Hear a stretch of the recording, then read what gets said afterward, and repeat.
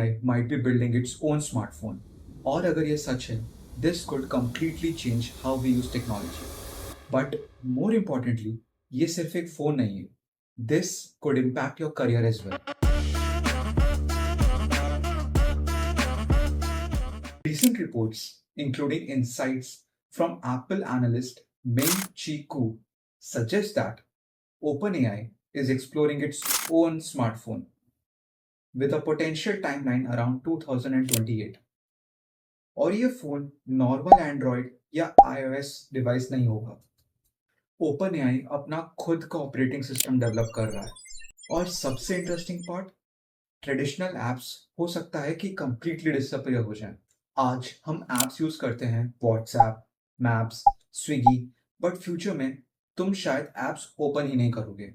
You will just tell an AI agent what you want and AI agents will do everything for you.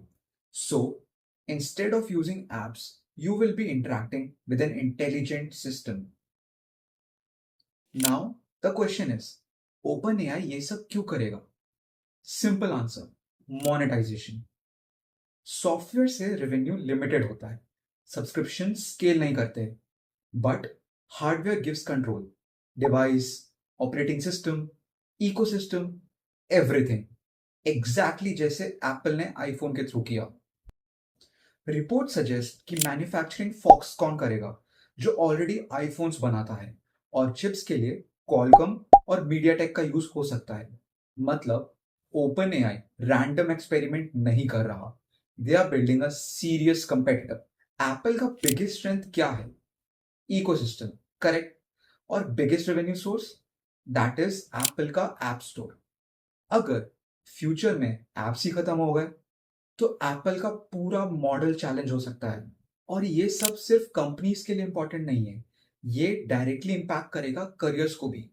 AI product managers, AI UX designers, agentic AI developers, ये roles aggressively grow करेंगे और traditional roles shift होने लगेंगे.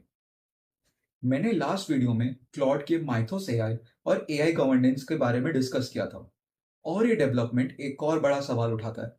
अगर AI तुम्हारे phone के अंदर हो तो कंट्रोल किसके पास होगा?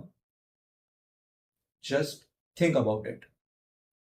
नेक्स्ट वीडियो में हम एग्जैक्टली यही ब्रेक डाउन करेंगे, एआई गवर्नेंस, कंट्रोल और future risks. If you want to stay ahead in AI and understand where this exactly is going, consider subscribing and tell me in the comments, would you switch from an iPhone or an Android to an AI first device? See you in the next video.